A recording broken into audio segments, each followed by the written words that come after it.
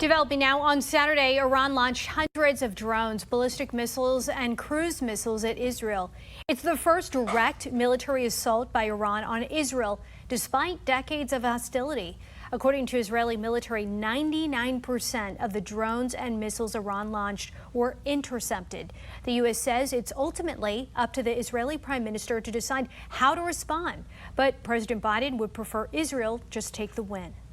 Israel's military chief said today Israel will respond to Iran's attack, but world leaders are urging Israel not to retaliate.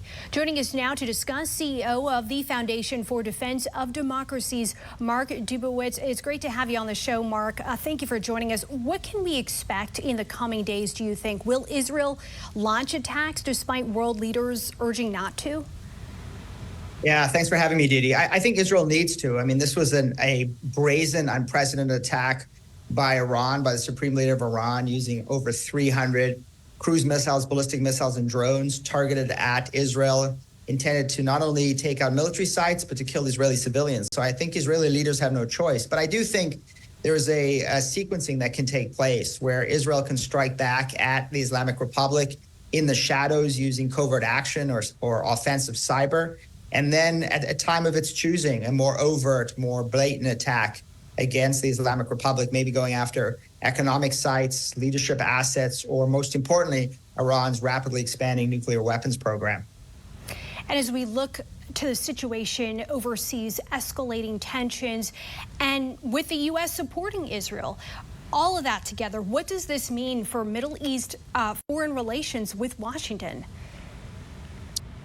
Well, look, I think it's an opportunity for President Biden to stand by an important ally. I mean, they've got two allies right now, two Democratic allies fighting against two of America's worst enemies. You've got Ukraine fighting against Vladimir Putin, and you've got Israel fighting against the Islamic Republic of Iran. These are two of America's three most dangerous enemies. The Chinese, on the other hand, the Chinese Communist Party is waiting, rubbing its hands, looking at the tensions, seeing if the United States has the resolve to defend these allies, because it wants to take Taiwan, and that might happen in the next few years. So this is an opportunity for President Biden to demonstrate resolve, to have an ironclad, as he said, support for Israel, and to not waver, because I think the Islamic Republic right now senses weakness in Washington, believes we are massively distracted with the election and everything else going on in the world, and looks to advance its cause and advance its aggression in the region. So opportunity for the president. I hope he steps up to the plate.